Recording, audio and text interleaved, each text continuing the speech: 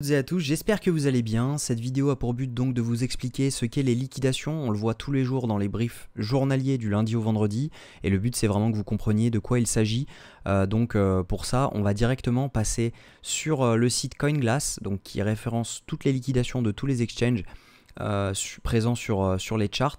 Avant de lire cette vidéo, je vous invite à regarder attentivement la vidéo qui est sur les effets de levier, tout simplement parce que vous n'allez rien comprendre à cette vidéo si vous ne savez pas ce qu'est l'effet de levier. Donc je vous mets le lien de la vidéo juste en haut à droite, vous avez juste à cliquer dessus, regardez-la et ensuite vous pourrez regarder celle-ci, vous comprendrez mieux ce qui va se passer dans les prochaines minutes. Donc on est sur CoinGlass, on regarde les liquidations sur les dernières 24 heures, on voit qu'on a des pics, donc en jaune, c'est vraiment les pics de liquidation qui se trouvent aux 61 331 $, c'est vraiment pour l'exemple, vous pourrez regarder cette vidéo, peu importe le prix. Ça n'a aucune importance. On voit qu'il y a des liquidations donc à la baisse. Tout simplement, ce sont des liquidations d'ouverture de longue, donc de pari à la hausse. Maintenant, il faut savoir une chose, c'est que on a des liquidations parce qu'on a pris de l'effet de levier. Mais à quel moment ces liquidations apparaissent? Et bien tout simplement, ça va dépendre de votre effet de levier que vous choisissez. Admettons que vous soyez rentré juste ici, en longue, ok. Donc vous rentrez ici, en longue, avec un levier 10.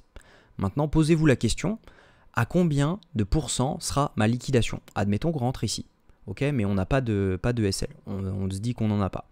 Et bien ma liquidation, elle sera à 10%, étant donné que j'utilise un levier 10, ça veut dire que si jamais on fait une chute de 10%, mon prix de liquidation sera autour donc des 56 000 $. Ça, c'est le prix de liquidation.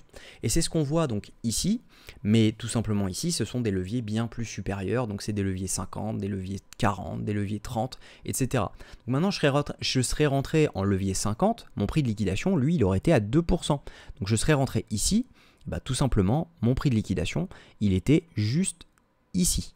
Donc à 61 798. Et c'est ce qu'on voit. Donc on a sûrement des leviers 20, 25, 30 qui sont rentrés ici. Et leurs prix de liquidation se sont affichés ici. Donc voilà ce que c'est. Maintenant, on a des mouvements parfois qui sont comme ceci. On va prendre un exemple qui sont parfois comme celui-ci. Voilà. Et là, en fait, tout simplement, je vous invite à regarder la vidéo qui est sur... donc, je vous mets le lien en haut à droite également, qui est sur les funding et open interest. En général, sur ces mouvements-là, on peut les prévoir. Et ça, c'est plutôt intéressant. C'est vous avez tout simplement eu énormément de personnes qui ont short ce marché, donc parié à la baisse, et un mouvement haussier a entraîné tout simplement des liquidations. Et quand une position short est liquidée, elle devient acheteuse au market. Donc ça veut dire que par exemple, vous avez une position de 1 Bitcoin en levier 10. Donc ça veut dire que vous avez 0,1 Bitcoin, levier 10, ça vous fait 1 Bitcoin. Eh bien, si jamais la position est liquidée, vous avez un achat d'un Bitcoin qui est automatiquement réalisé au market. Et donc les liquidations ne représentent bien sûr pas les SL, ce sont vraiment des liquidations. Et quand elles sont liquidées, ça devient achat. Donc tout simplement ici, on avait énormément de personnes qui avaient parié à la baisse. Hop, je vais enlever l'élément. Ici, on avait énormément de personnes qui avaient parié à la baisse. Au moment où on a commencé à liquider, toutes les positions qui étaient en pari à la baisse, en short, sont devenues acheteuses et boum, on a entraîné un pic de liquidation. C'est ce qu'on appelle un short squeeze. Et on a également des long squeeze. Donc ça, on peut en trouver par exemple ici. On avait énormément de personnes qui ont parié à la hausse juste ici.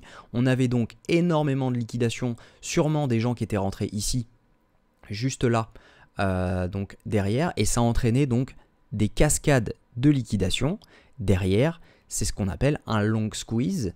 On devait avoir sûrement des gens qui sont rentrés avec des gros leviers. Donc par exemple ici on a donc voilà une chute de 7% par rapport à prix moyen ici. Donc ça veut tout simplement dire qu'on a des gens qui sont rentrés en levier 15 qui se sont fait liquider, et on est venu même chercher donc des leviers, par exemple si vous étiez rentré ici, on est même venu chercher des leviers 7. Donc c'est vraiment énorme.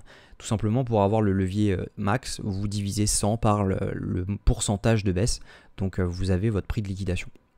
Donc voilà, le mieux pour calculer son levier reste de voir où on met son SL. Par exemple, je vous donne un exemple. Vous voulez rentrer en longue ici, vous savez que vous voulez mettre votre SL sous le plus bas qui se trouve donc hop, qui se trouve juste ici. On va dire les 59 400, ok. Donc je ne veux pas être liquidé avant mon SL, naturellement, parce que sinon je perds ma position avant qu'il ait été à mon SL, et donc j'ai toujours pas d'invalidation. Donc je prends tout simplement ça, je prends ma règle, je regarde à combien de pourcents se situe mon SL, il se situe à 3,5, ça veut dire que je n'ai pas le droit d'ouvrir un levier supérieur à 30 pour avoir ma liquidation. Mais il faut bien avoir une chose en tête, c'est que souvent le prix de liquidation est supérieur.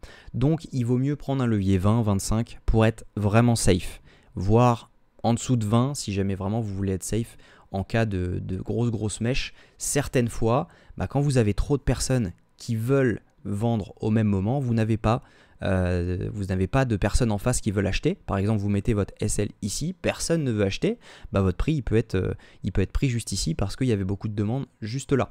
Donc attention à bien contrôler ça. Vous savez maintenant ce qu'est les liquidations. Je vous invite à les regarder tout simplement dans les briefs journaliers chaque jour du lundi au vendredi. On en parle tous les jours et c'est vraiment intéressant pour savoir un peu ce que va faire le prix.